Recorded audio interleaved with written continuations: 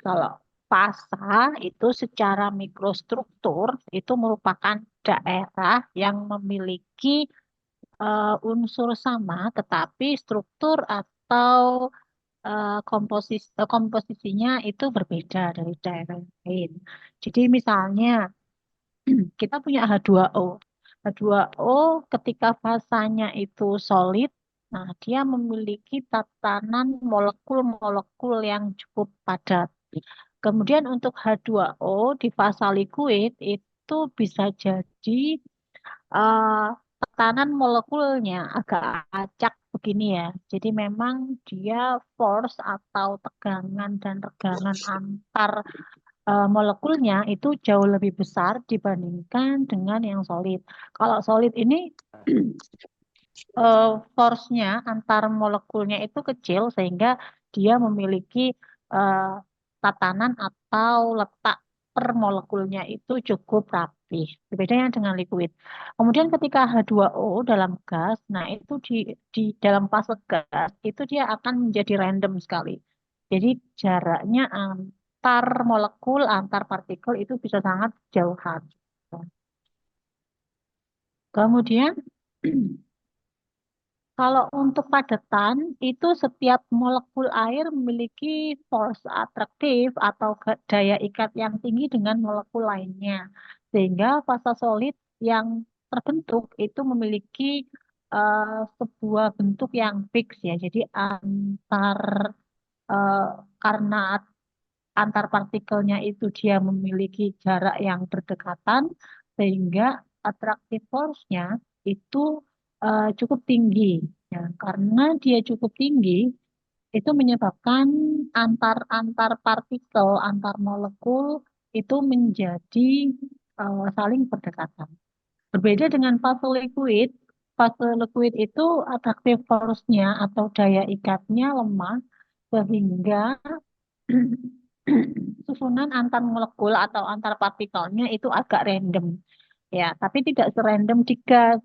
Kalau di gas, itu molekul airnya memiliki attractive force atau daya ikat yang cukup rendah dibandingkan dengan dua fasa yang lain. Dua fasa yang lain yang dimaksud adalah solid dan liquid. Nah, karena daya attractive force-nya tadi cukup rendah, maka fase fase gas itu dia memiliki bentuk-bentuk partikel yang cukup random. Jadi di sini kalau di sini dia cukup rapi tertata seperti ini, kemudian di fase liquid,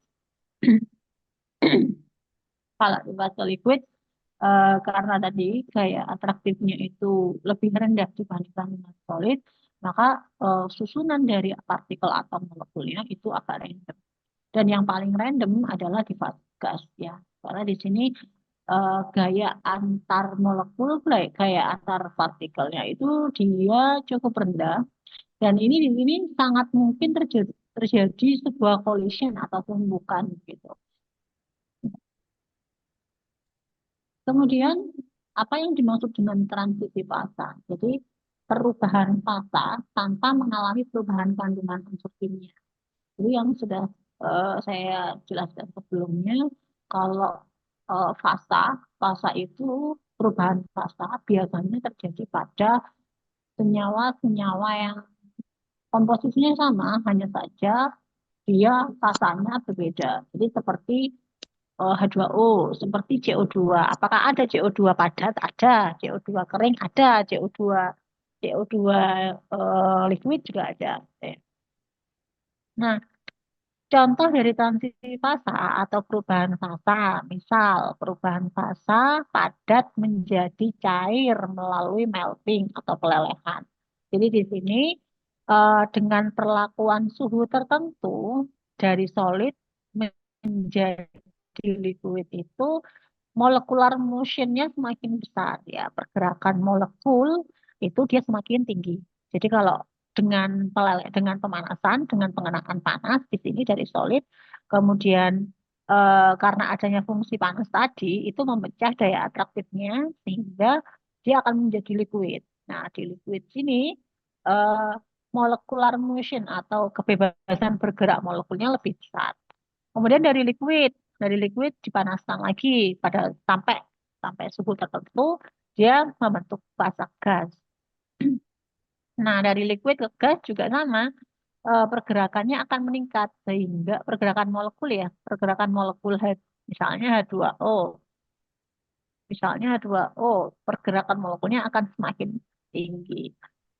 Tetapi eh, berlawanan dengan itu, molekular interaction-nya ketika perubahan fasa itu terjadi, itu dari gas, molekular interaksinya ketika dari gas ke liquid itu molekular interaction-nya berkurang. Kenapa ya? Karena interaksi antar molekul awalnya itu di sini sangat rendah, kemudian di sini, oh sorry, bukan bukan turun ya, tapi naik. Jadi kalau di gas itu interaksi molekulnya itu cukup rendah, kemudian karena dia misalnya di fase liquid kan, sehingga interaksi molekulnya akan semakin tinggi, kemudian di fase solid kan itu interaksi molekulnya akan semakin tinggi lagi. Nah, jadi kalau dengan pengenaan panas, solidnya tadi secara molekular motionnya bertambah, tetapi secara interaksi molekul, secara interaksi antar molekul, dia akan semakin berkurang. Kemudian transisi fasa itu juga dapat terjadi pada satu fasa. Misalnya solid berbentuk tertentu berubah menjadi solid bentuk yang lain. Seperti konversi grafit menjadi berlian. Jadi kalau grafit menjadi berlian itu sebenarnya sama-sama karbon ya. Jadi sama-sama karbon, hanya saja ada pengenaan tekanan yang cukup tinggi. Si karbon yang awalnya hitam seperti arang itu bisa menjadi grafit, sorry, bisa menjadi berlian. Jadi sama-sama karbon, isinya sama-sama karbon, tapi karena dan terbentuk dari tekanan yang cukup tinggi dan kondisi alam yang memungkinkan, itu nanti dari karbon yang warnanya hitam bisa menjadi berlian. Nah, itu juga bisa dikatakan sebagai transisi fasa.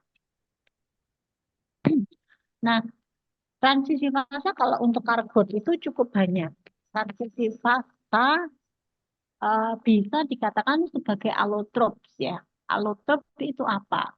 Perubahan fasa tanpa mengalami perubahan kandungan unsur kimia disebut juga dengan allotrop. Dikatakan contohnya adalah karbon di sini. Jadi allotrop karbon itu dia sebenarnya sama-sama karbon tapi bentuknya itu berbeda-beda. Ada karbon yang bentuknya nanodiamond. Ada yang karbon isinya 60 karbon terangkai menjadi seperti bola seperti ini. Ada karbon yang jumlahnya 540 terangkai seperti ini. Ada yang karbon onion, mungkin jumlah karbonnya cukup banyak, tetapi dia bentuknya berlapis-lapis seperti onion misalnya. Ada yang SWMT atau single wall nanotube, ada yang MWMT atau multi wall nanotube. Jadi kalau single wall itu dia kayak karbon tapi bentuknya pipa dan satu selubung. Kalau MWNT multi multi wall nanotube itu ada beberapa lapis. Ya. Satu, dua, tiga. Kemudian ada juga grafen. Itu juga bisa dikatakan sebagai transisi fasa ya. Meskipun sebenarnya sama-sama karbon, tetapi ternyata bentuknya berbeda-beda. Nah, allotrokarbon tadi ada diamond, ada fullerene yang isinya C60, ada karbon onion, ada SWNT, MWNT, ada grafen. Dan ini nanti aplikasinya juga akan berbeda. Jadi kalau fullerene itu bisa digunakan sebagai obat, kosmetik, material superkonduktor, dan lain-lainnya. Kalau untuk karbon onion biasanya digunakan untuk energy storage, jadi dia bisa saja digunakan sebagai penyimpan materi penyimpan listrik begitu ya, yang konduktor. Kalau SWNT, MWNT itu biasanya untuk katalis. Kalau grafen itu biasanya digunakan untuk interior pesawat, elektronik dan sebagainya. Kemudian selain alotrop karbon, ada juga alotrop sulfur. Ya, jadi sama-sama sama-sama sulfur, tetapi bentuknya berbeda. Ada yang rombik, ada yang monoklinik. Kalau monoklinik itu dia lancip-lancip begini ya. Nah, kalau monoklinik kemudian diperbesar, itu dia akan berbentuknya seperti ini. Kayak tabung tapi segi enam. Kalau rombik itu begini. Jadi begini ya, kayak bujur sangkar, terus bawahnya juga seperti ini. Terbalik, kayak bujur sangkar terbalik. Nah, perbedaan bentuk saja itu bisa menyebabkan perbedaan sifat, meliputi warna, densitas, titik leleh, dan stabilitas. Kalau untuk sulfur, ketika dia dipanaskan di atas 96 derajat, itu ternyata dia bisa berubah menjadi bentuk monoklinik. Tetapi ketika dia berada di bawah 96 derajat, itu dia defaultnya biasanya adalah rombik begitu. Jadi hanya dengan pengenaan unsur temperatur, ini sulfur bisa berbeda ya, berbeda fasanya. Ada yang rombik, ada yang monoklinik. Nah, kemudian bedakan alotrop dengan isotop. Oke, kalau isotop itu protonnya yang sama ya, protonnya sama, isotop protonnya sama. Misal eh, isotop dari oksigen, oksigen 16, 17, 18. Nah, kalau isotop kan protonnya sama ya, jadi oksigen 16, 8 juga, oksigen 17, protonnya 8, kemudian oksigen 18 juga protonnya 8. Nah, kalau eh, oksigen 16, 17, 18 itu bisa kita katakan sebagai isotop sama-sama oksigen, tapi tapi jumlah protonnya sama. Yang membedakan nantinya adalah jumlah neutron. Nah, kalau oksigen O2 dengan ozon itu bukan lagi isotop, tapi namanya adalah alotrop ya. Mungkin O2 dengan ozon O3 itu terbentuk sama-sama di oksigen 16. Maksud saya, oksigen di sini bisa saja oksigen yang dibentuk oleh O2 ini per O-nya masing-masing O, ini kan O-nya 2 ya. Nah, ini O-nya di sini, O di sini bisa saja sebenarnya adalah dari isotop yang sama, misalnya oksigen 16. Di sini oksigen 16, oksigen 16. Jadi kalau eh, di ozon juga bisa saja O3 itu sama-sama. Di sini pembentuk oksigennya berasal dari oksigen yang sama. Misal oksigen 16, oksigen 16, oksigen 16. Tapi yang perlu di highlight ya, kalau isotop itu yang ya unsurnya sama, tapi di sini protonnya sama, yang membedakan adalah jumlah neutronnya. Tapi kalau alotrop itu adalah sudah membentuk senyawa. Jadi di sini O2 dan O3 itu misalnya bisa dikatakan sebagai alotrop. Beda, beda ya dengan isotop ya. Meskipun O2 di sini terbentuk dari oksigen yang berjenis sama atau oksigen yang bernomor atom, nggak masalah. Tapi kalau O2 dengan O3 itu kan sudah jelas berbeda. Kalau O2 itu untuk fungsinya untuk apa, kalau O3 atau ozon fungsinya untuk apa, itu sudah berbeda. Nah, transisi fasa itu terjadi eh, transisi fasa dan terbentuknya alotrop karena pengaruh tekanan dan suhu yang bervariasi. Jadi adanya transisi fasa, kemudian terbentuknya alotrop tadi, itu karena adanya unsur tekanan dan suhu yang berbeda. Nah, hal ini dipelajari melalui pembentukan diagram fasa. Sehingga diagram fasa itu apa? Diagram fasa itu adalah suatu diagram yang menunjukkan fasa dalam suatu sistem material di berbagai suhu, tekanan, dan komposisi. Jadi di sini kalau diagram fasa Defaultnya itu X-nya adalah temperatur, Y-nya adalah tekanan atau pressure. Kemudian di sini ada beberapa garis ya. Di sini ada triple point. Nah, beberapa garis ini sebenarnya membedakan fasa antara yang bawah dengan yang di tengah dengan yang di kiri. Kemudian informasi yang dapat diperoleh dari diagram fasa itu apa? Yaitu dia menunjukkan fasa yang ada pada komposisi dan temperatur yang berbeda. Kemudian dia menunjukkan kesetimbangan pemadatan dari suatu elemen. Bisa juga dia menunjukkan temperatur dari suatu material pada suhu rendah. Bisa juga kalau misalnya pada suhu yang rendah tapi temperaturnya tinggi, itu dia bentuknya apa juga bisa. Kemudian menunjukkan suhu dari suatu fasa yang berbeda. Itu dasar sekali ya.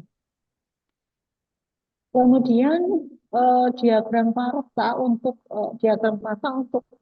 unsur murni. Misalnya air didinginkan dalam suatu kesetimbangan. Fasa padat dan fasa cair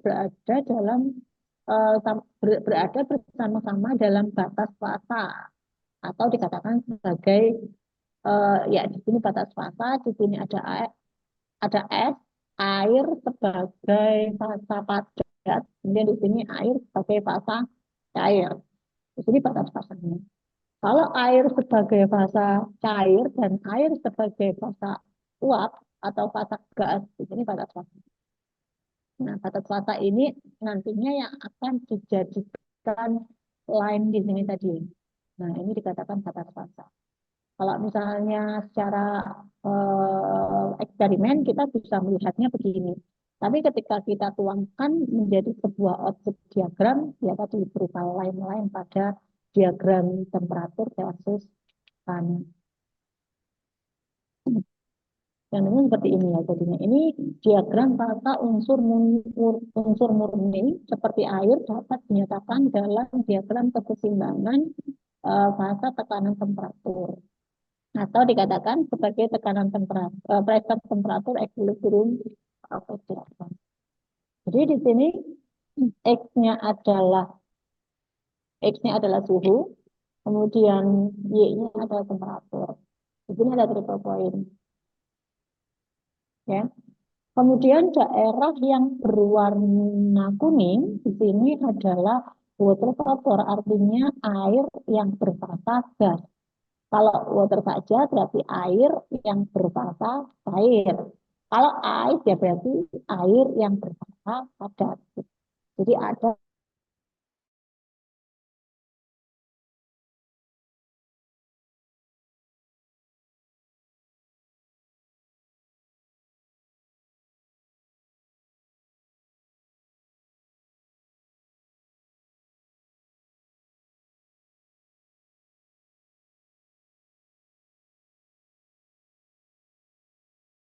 berada pada kesetimbangan cair dan uap. Di sini 100, 1 atm, di sini kesetimbangan 1 dan 4. Kalau 100 tapi belum sampai 1 atm ya berarti dia masih berada pada fasa gasnya.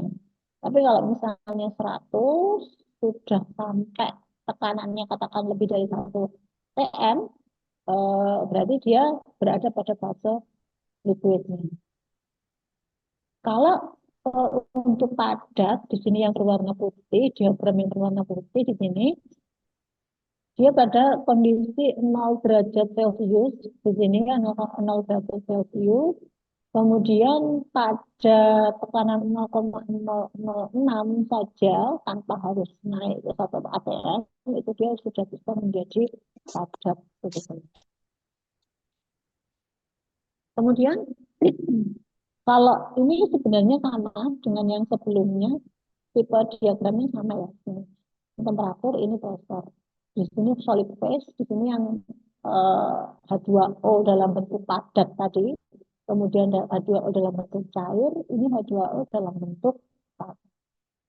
Nah, pada diagram terdapat garis yang membatasi antar dua fasa. Jika zat berada pada garis pembatas antara dua fasa, maka maka zat berada pada fase equilibrium atau fase keseimbangan. Nah, di sini ada supercritical fluid, itu artinya adalah dia itu berada pada fase gas, tetapi dia dimampatkan. Ya, dimampatkan itu apa ya? Jadi gas, tapi dia ditekan gitu. Sudah gas, tapi dia ditekan pada tekanan yang cukup tinggi.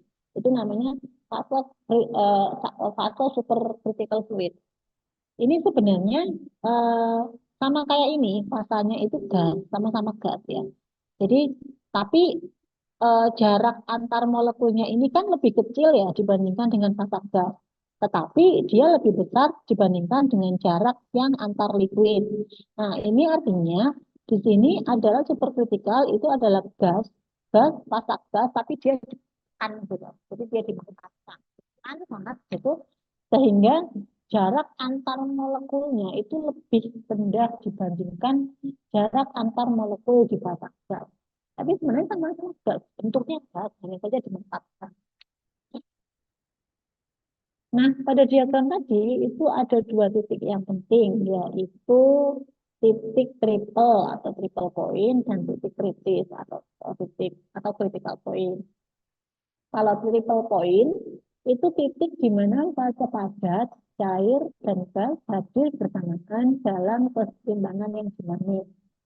Sedangkan titik kritis adalah suhu dan tekanan tertinggi di mana suatu zat masih dapat bertahan mempertahankan kesetimbangan antara fase gas dan cair. Nah, secara termodinamika materi tersebut adalah gas yang didampatkan. Ini yang dikatakan sebagai supercritical fluid tadi. Kalau triple point-nya di sini. Jadi di sini dia itu bentuknya bukan bentuknya, rasanya itu solid ada, liquid ada, gasnya juga ada, tapi berbeda komposisinya. Jadi kalau misalnya di daerah sini 100% gas begitu ya, kalau di sini 100% liquid, di sini 100% solid gitu ya. Kalau di triple point ini berbeda konsentrasinya atau komposisinya. Bisa saja 20%-nya itu gas, bisa saja 30%-nya itu liquid, bisa saja sisanya adalah solid. Dikatakan triple point tadi seperti itu. Ketiga fase itu hadir dalam satu waktu, tetapi beda komposisi. Nah, kalau untuk diagram fase karbon dioksida, kalau di karbon dioksida itu di sini sebagai dry ash, CO2 bentuk padat, itu terjadi pada suhu minus 56, tekanannya 73. Ya, jadi kalau dia mau tekanan,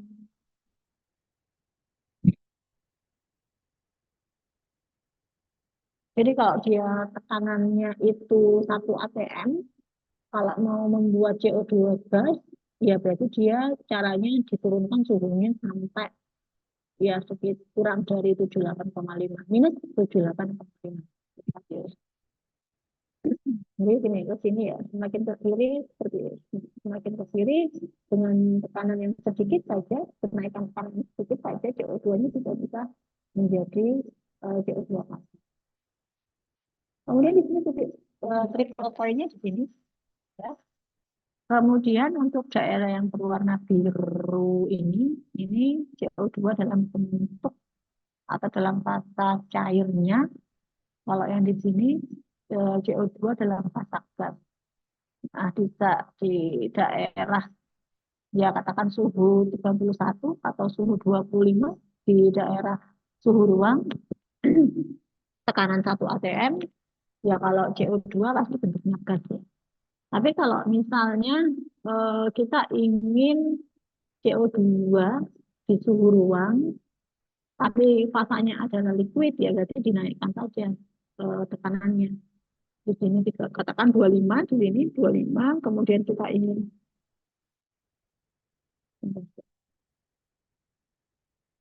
katakan di sini 25 ya, suhu ruang, kemudian kita ingin membuat CO2 itu berfasa liquid, ya cukup naikkan saja tekanannya sampai titik tertentu, sampai menyentuh daerah yang berwarna biru di sini.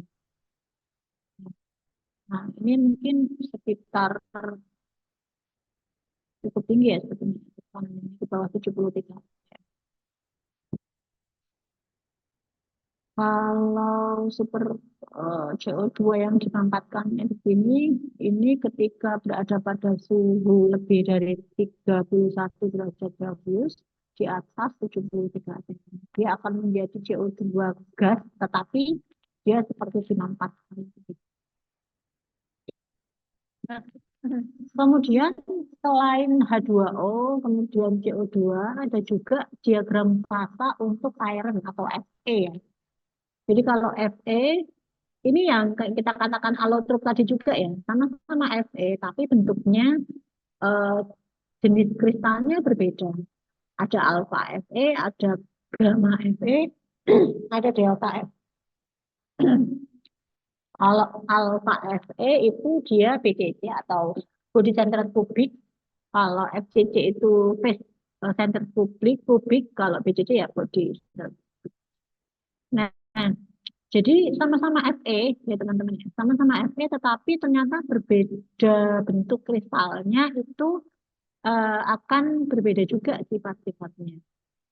Nah, kalau untuk di sini ini alfa Fe daerah sini, alfa Fe. Kemudian ini sampai sini ya. Kemudian kalau ini temperaturnya yang di X, AT. Temperaturnya yang di X, kemudian suhunya yang di X. Kemudian untuk gamma Fe ada di sini, daerah di sini ya. Ya, kemudian untuk delta Fe-nya itu di sini. Kecil sekali ranah delta. Dan untuk membentuk delta Fe pada suhu pada tekanan atmosfer ya, misalnya tekanannya 1 begitu, untuk membentuk delta Fe itu berarti suhu yang diperlukan adalah 1500. Jadi dari sini satu ATM, kemudian kita tarik naik ke atas, di region yang delta Fe ini 1500 derajat Celcius baru terbentuk delta Fe. Tapi kalau di suhu-suhu ruang saja, satu ATM, itu ternyata secara nature Fe itu adalah alpha Fe. Kemudian untuk range suhu dari 900 sampai 1394, jika tekanannya itu 1, ternyata eh, dia berada pada fase gamma Fe. Tadi ya, alfa, gamma, delta itu yang membedakan adalah bentuk kristalnya, sama kayak yang S tadi. Ada yang klinik, ada yang rombik gitu. Kalau Fe pun juga bisa ada. Nah, ini ini untuk fase padatnya ya. Ini untuk fase padatnya.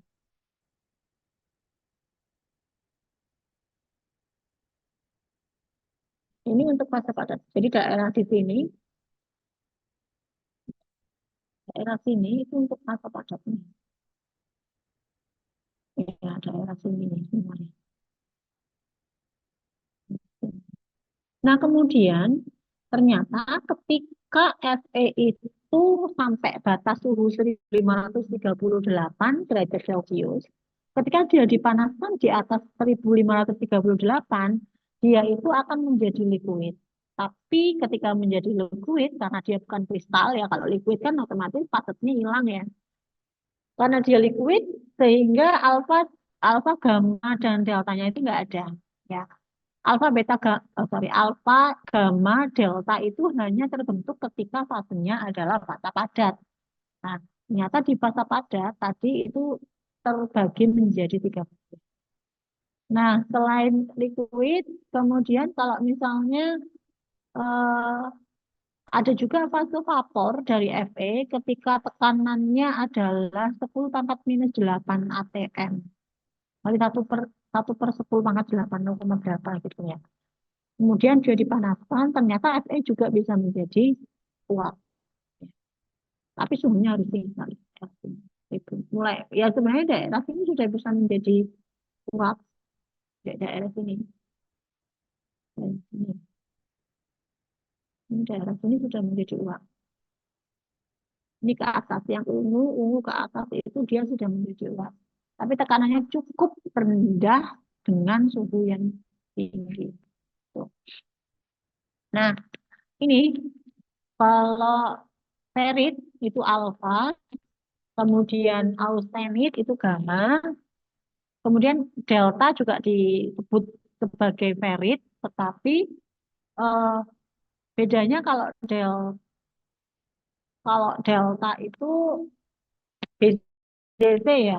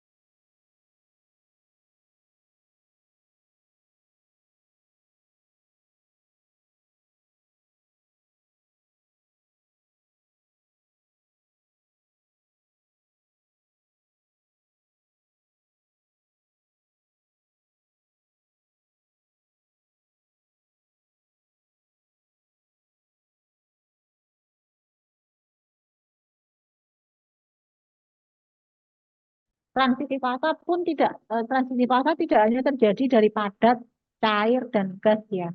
Padat pun dia bisa berbeda bentuk-bentuk kristalnya gitu. Kalau contohnya tadi yang es, tadi kalau misalnya es itu bisa monoklinik, bisa rombik. Nah, ternyata kalau Fe itu bisa alfa, bisa gamma, bisa delta gitu. Kemudian eh, ada yang namanya hukum fasa Gibbs. Ya, hukum fasa Gibbs itu apa? Jadi suatu persamaan yang mampu menghitung jumlah fasa yang ada dalam kesetimbangan. Di mana P itu adalah jumlah fasa yang ada pada sistem,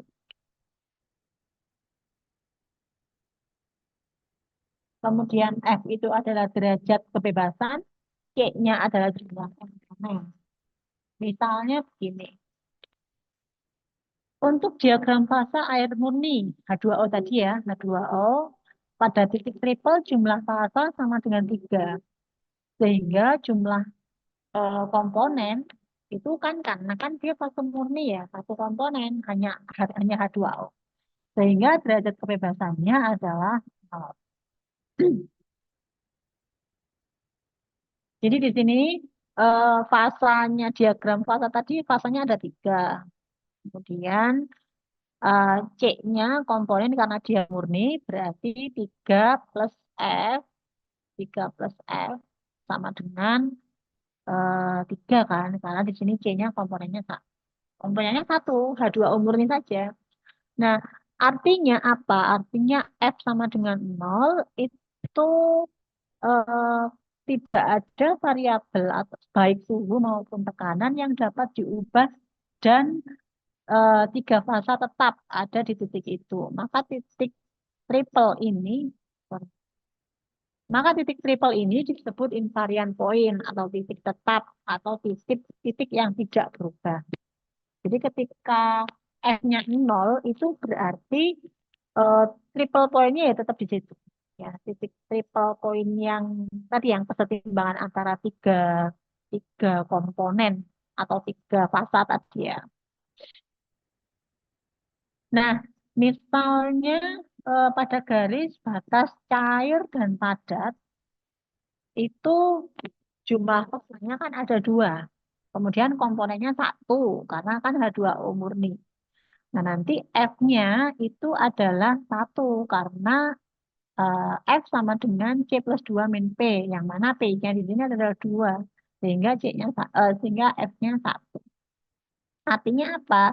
terdapat satu variabel yang dapat diubah bebas dan mampu mempertahankan dua fasa yang ada dalam satu sistem. Misalnya begini ya, ini belum kebayang. Nah, misal begini, ini kan diagram fase air. Nah, kalau misalnya kita cari di sini, ya, di titik ini, di titik ini, eh, berapa sih derajat kebebasan atau F-nya? Artinya di sini adalah untuk bisa mencapai dua fasa, ya, untuk bisa mencapai dua fasa itu apa saja variabel apa saja yang bisa diubah. Jadi kalau di sini misalnya kita ingin mencari berapa derajat kebebasan yang di titik ini ya, katakan di titik A di sini. Nah, caranya F-nya tadi itu kan ketemunya satu. Itu artinya kalau misalnya kita ingin menurunkan tekanan atau menaikkan tekanan, itu ada dua fase yang bisa dilalui. Maksudnya begitu. Jadi hanya dengan menaikkan atau menurunkan tekanan, maka dua fase itu bisa dilalui. Beda kalau misalnya bisa juga kalau misalnya F-nya itu adalah suhu, misalnya ya suhu. Berarti dia mau dinaikkan atau dia mau diturunkan, ya sama, dia akan melewati dua fasa. Jadi bisa bisa fasanya cair, bisa juga fasanya gas. Jadi artinya dari F tadi itu variabel yang bisa diubah-ubah. Ya, variabel yang bisa diubah-ubah.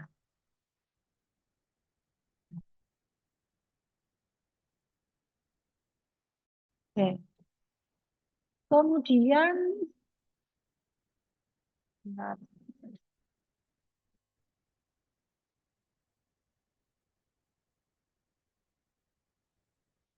diagram fasa ganda pada paduan atau pada blending sebuah logam. Campuran dua logam bisa disebut sebagai padan biner yang mana membentuk dua komponen sistem. Misalnya tembaga murni merupakan satu sistem komponen.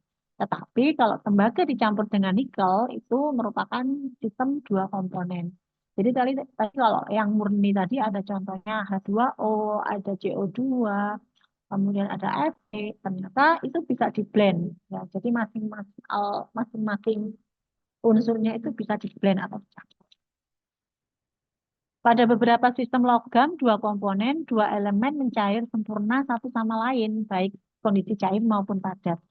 Pada sistem isomorfus hanya terdapat sebuah atau satu jenis struktur kristal yang berada pada semua komposisi dari komponen.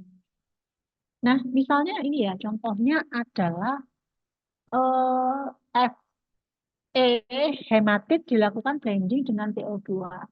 Hematit itu semacam Fe, itu dia di blend dengan Ti untuk membentuk magnetisasi. Jadi untuk meningkatkan sifat kemagnetannya, maka si Fe itu ditambah dengan Ti, membentuk yang namanya pseudobromid.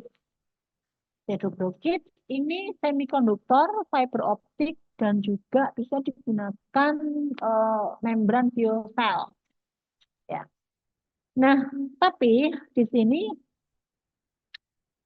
hematitnya di sini adalah jadi senyawa campurannya itu adalah hematit dengan ilmenit.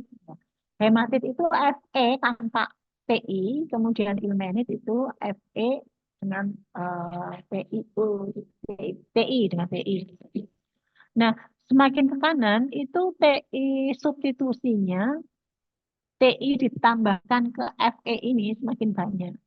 Jadi di sini adalah hematit murni hanya Fe2O3. Kemudian jika ditambahkan dengan Ti, maka Ti-nya masuk ke dalam sistem Fe tadi sehingga membentuk FeTiO TiO3 sehingga membentuk FeTiO3. Ya. Jadi ini tiba-tiba muncul dari mana ya? Karena dia disubstitusi, dia ditambahkan dengan Ti dalam sistem Fe2O3. Nah, pseudobrokitnya di sini ya, pseudobrokitnya di sini, senyawa golnya di sini. Sehingga ketika kita ingin membentuk pseudobrokit, karena golnya adalah pseudobrokit, maka kita harus menambahkan sejumlah fraksi dari TiO2.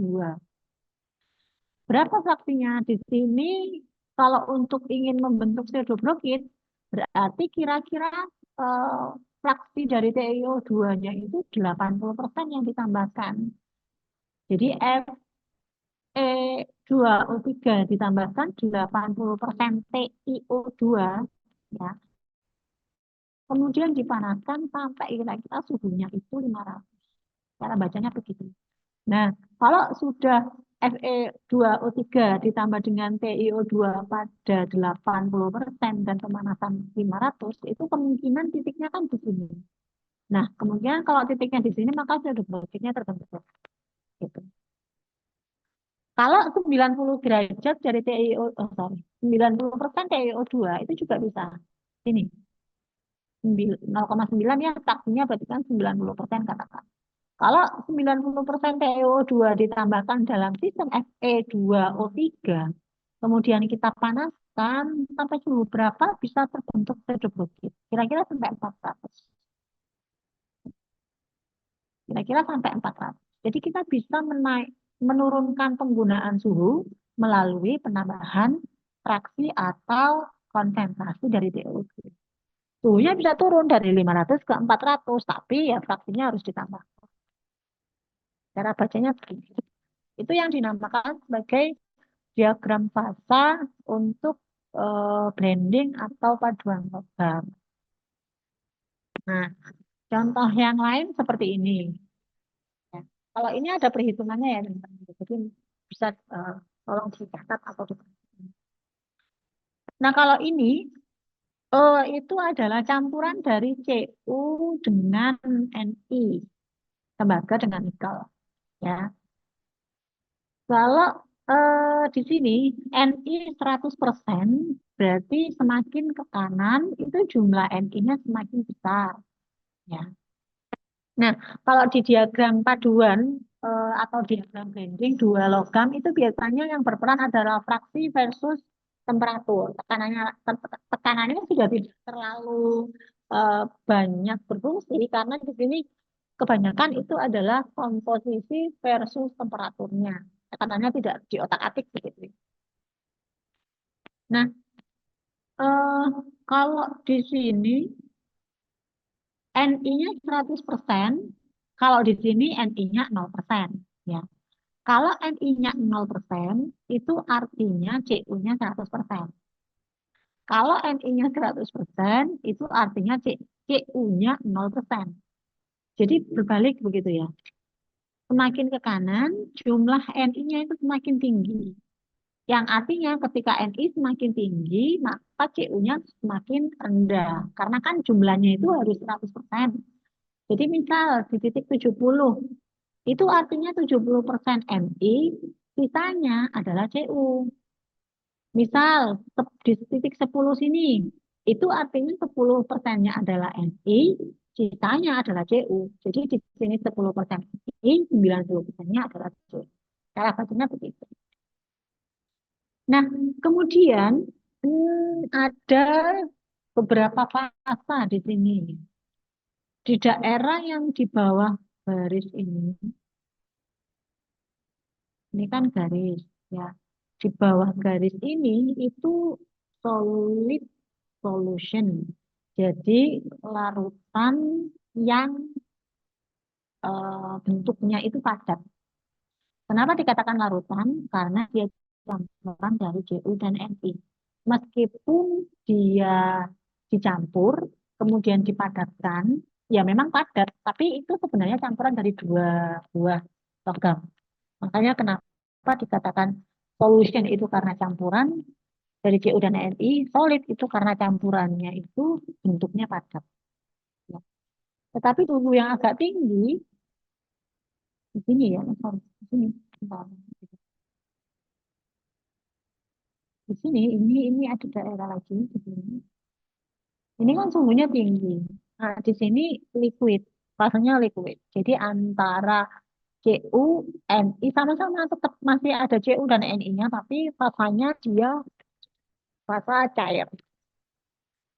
Nah, di daerah yang di dalam sini, daerah, ya, dalam sini, yang daerah diapit dua, dua apa sih, dua garis ya, itu L plus alfa. Artinya apa? Di sini ada campuran, ada liquidnya, ada solid solution. Jadi di daerah sini bukan berarti terus mereka itu ngeblend sempurna, enggak. Tetap ada liquid, ada fase liquid, ada beberapa prosentase dari solidnya. Oke. Misalnya di titik ini, ya, di titik ini, ya, di titik ini, kalau kita tarik garis ke bawah, tarik garis ke bawah, ini, nah ini kan di titik 45. 45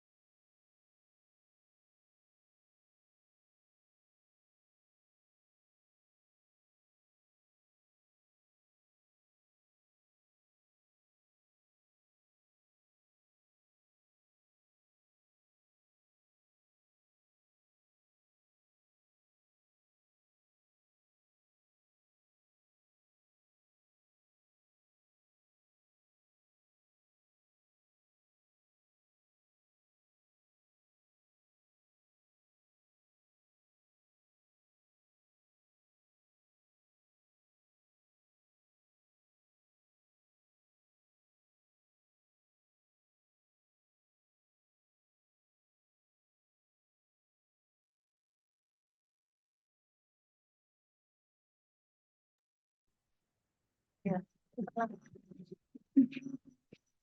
Oke, saya lanjutkan.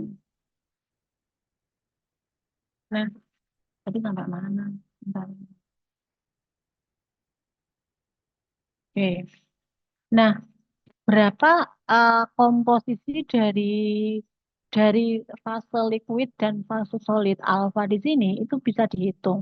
Ya, cara menghitungnya begini. Ya, apa?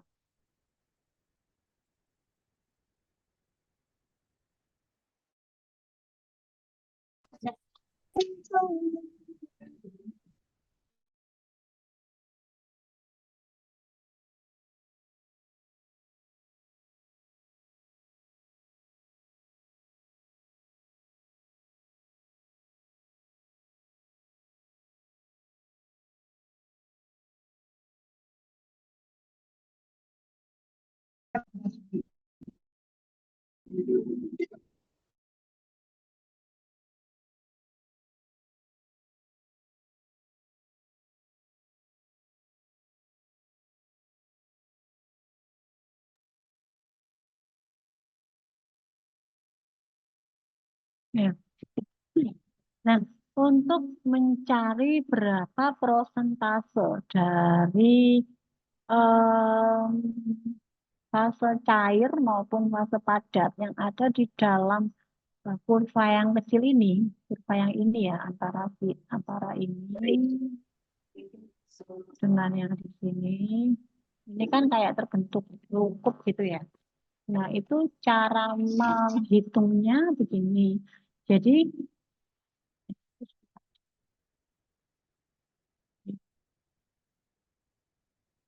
jadi eh, misalnya contohnya adalah diagram fase CUNI di suhu 1300. Suhu 1300 ini. Berapakah persen berat CU dalam fase cair dan padat pada temperatur 1300 untuk 53% persen berat dari MI? Nah, kalau 53% persen berat dari NI, berarti kan di sini ya, NI di sini 100%. Kalau 53 berarti mungkin di sini. 53 kita tarik ke atas, ketemu dengan 1300. Nah, kita tarik, berarti di titik ini. Nah, di titik ini kita mau mencari berapakah persentase dari fase liquid dan fase padatnya begitu. Caranya begini ya. Jadi ini kan 53%. Kemudian kita tarik garis horizontal.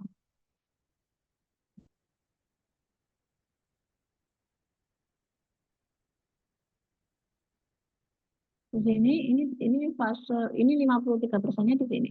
Kita tarik garis horizontal nih, yang memotong kedua garis. Nah, ini kan memotong di sini dan memotong di sini.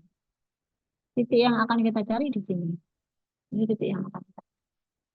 Nah, kemudian eh, di perpotongan garis ini berapakah persen NI-nya? Jadi kemungkinan bisa kita tarik garis turun ke bawah. Oh, di sini NI-nya sekitar 58. Kemudian yang perpotongan garis yang di sini juga kita tarik garis ke bawah.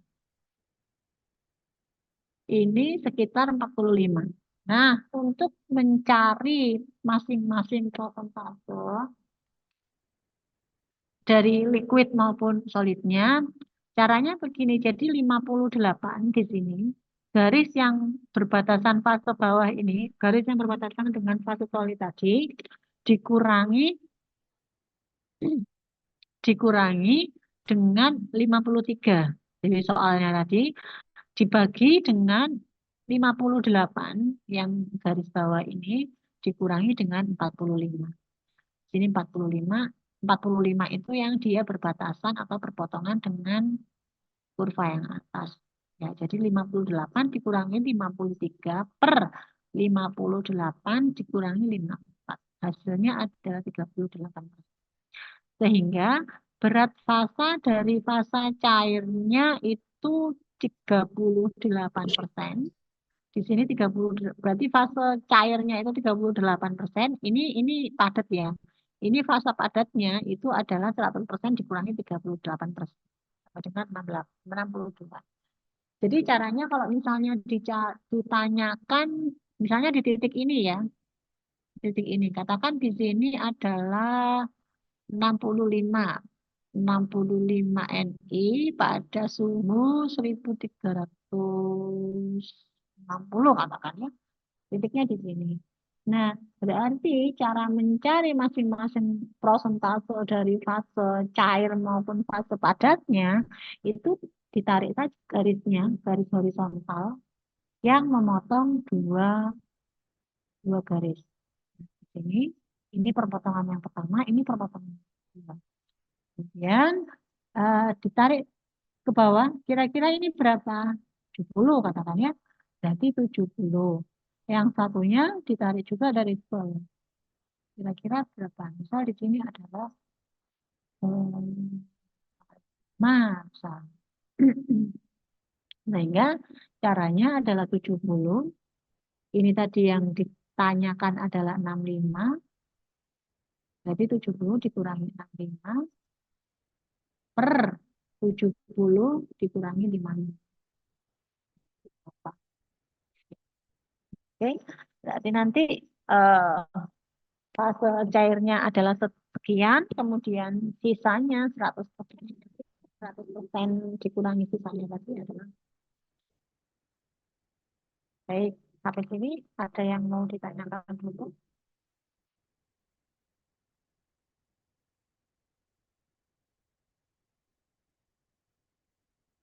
Silakan. Belum ada, Bu. Belum ada? Sudah paham semua ya? Paham, Bu. Oke. Baik, kalau tidak ada yang ditanyakan, mungkin nanti ya, Oh ya Bu, izin ya, tanya Bu, ya. yang BCC, FCC tadi itu artinya apa ya Bu? Kalau BCC itu body centered cubic. Kalau FCC itu face centered cubic. Ilustrasinya gini, kalau BCC itu bisa bayangkan kita punya kubus ya, kita punya kubus begini.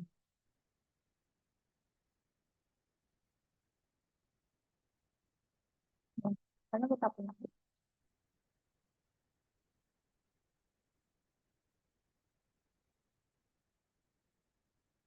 Nah, kalau body centered itu partikelnya ada di pojok-pojok ini, partikelnya di pojok-pojok.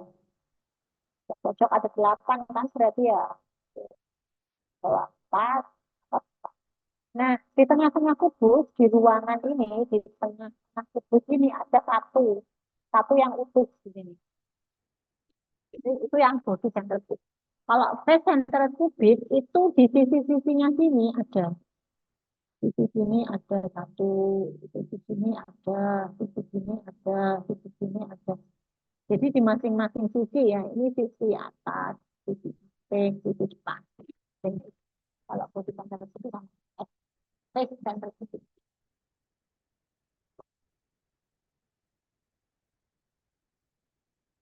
Gitu. Gimana? Berarti kalau untuk kekuatan kristal lebih kuat FCC ya Bu dibanding BCC? Ya, bisa dikatakan seperti itu. Tapi itu ya tetap bergantung pada ini sih ya, tetap bergantung pada jenis material atau material komponennya.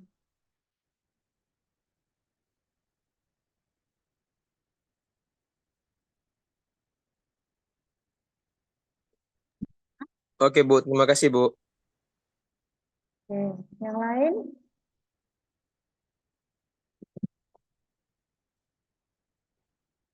tidak ada yang ditanyakan, mungkin saya tutup dulu ya.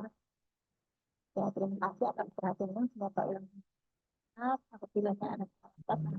Assalamualaikum warahmatullahi wabarakatuh. Terima kasih Baik. banyak, Bu.